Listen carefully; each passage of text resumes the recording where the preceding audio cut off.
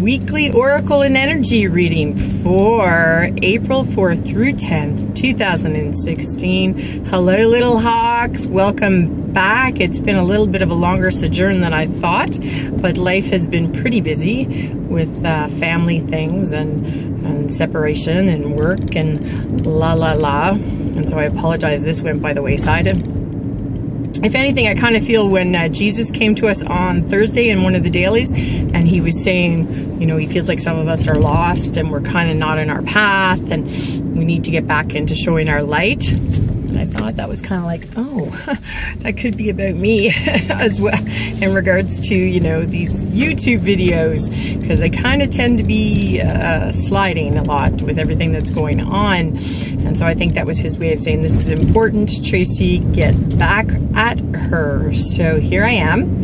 So I don't have anything to comment on about last week because we don't know what was said last week, but the week previous it was about, you know, getting back into something more authentically us, and that there would be kind of like a decision made that would make you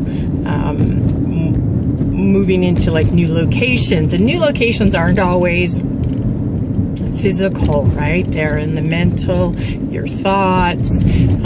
It's not always about moving house or moving location when it comes to a job or something. It's just about how you see things oftentimes. And so my big thing was I just kind of let go of the rope. This is one of my most favorite sayings that a psychotherapist said to me. She said, you know who wins the power struggle, right? Don't you? And I was like, no. She says, the person who lets go of the rope. When you think of a tug of war, right? So I just said, you know what? I'm letting go of the rope. I'm at a point where I can let go of the rope. And so I let go of the rope and I just said, you know what? I'm not going to struggle and try to keep the matrimonial home for my children anymore, because it's not doing us of any benefit mentally and emotionally, and it physically is taking its toll on all of us. So that's where I ended up in a new location was, oh, I'm going to get my house up for sale and I have to look for a new house. Wow. And so then when Whitehawk did the dailies on about how our body takes a little bit longer to catch up to what our thoughts and our mind decide, that was so true, because I was like, okay, that's it. We're selling the house and I'm getting a new home. So it was funny because I was just like, okay, no, where's the momentum, right? Where's my motivation? Okay, yeah, I'm not moving. I had a challenging week last week because there was also the grief that came up from knowing that I was now going to leave the home that was my children's home. And so that caused a lot of grief, and grief can be paralyzing. But you know what, like I needed to grieve that. I needed to get it up and out, that I was no longer going to be able to keep the home, which I really thought I was going to, but you know, people have other opinions. So I just let go of the rope, and here I am in a completely new location and grieving the loss of the home, of your marriage, of the family. And those are all losses, guys. Just, it's not always about when, you know, you lose a spouse or a person, right?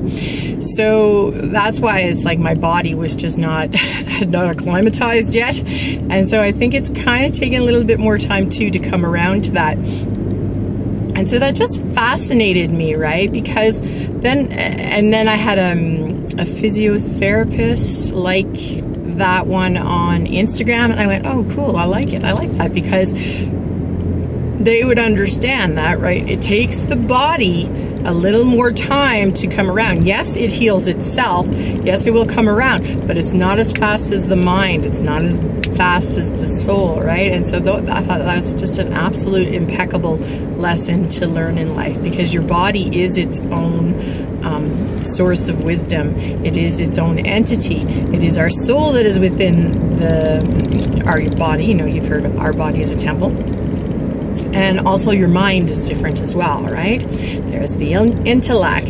So we have all these different levels, and then let's not get into the causal level and the energetic level. And oh my God, that was a really nice bird I just passed. I think it was a horned skylark. Anyways, like a little kid. Ooh, butterflies, right? Go chase the butterflies.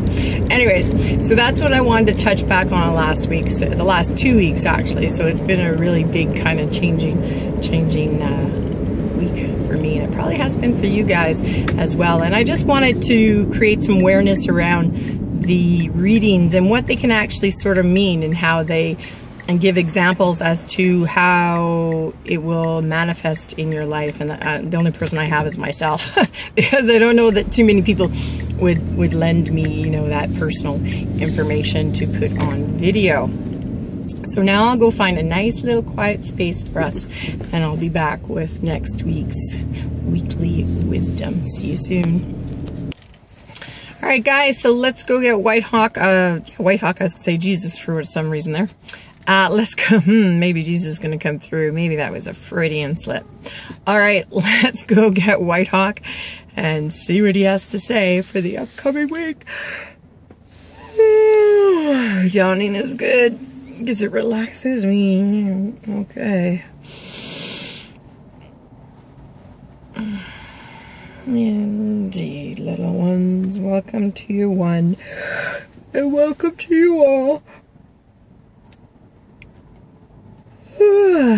To what will turn out to be a magnificent week. And I really do mean magnificent week, children, because all the dots will connect this week. There will feel and sense like there is a synchronicity within this week, whereas before you have felt very disconnected and choppy. And there was a struggle, he says. And so this week you will feel as though all the dots connect, and you will have a fluid week. You'll have a flowing week. And the only obstacle within this week for any of you is yourself.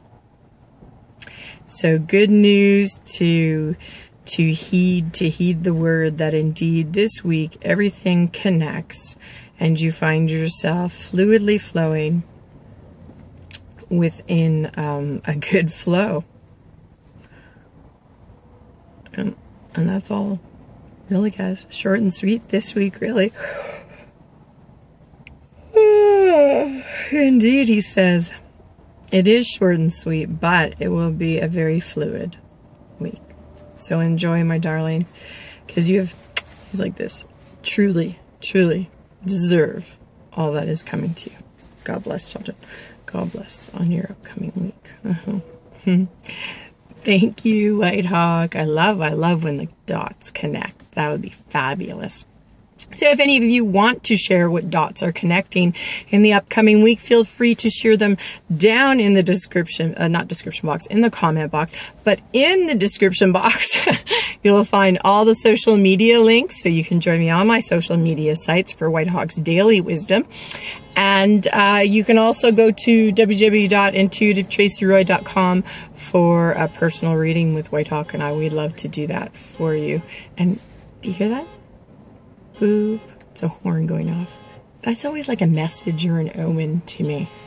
Anyways, guys, wishing you all the love and luck this week. Hope you have a fantastic week. It sounds like it's going to be a great week, and usually it starts for me once I do the reading for you guys. So hoping all the dots are going to connect for me. We shall see you soon. Give me a thumbs up if you enjoyed what you've seen here. And if you haven't subscribed yet, please do. It is free. We'll see you next week. God bless.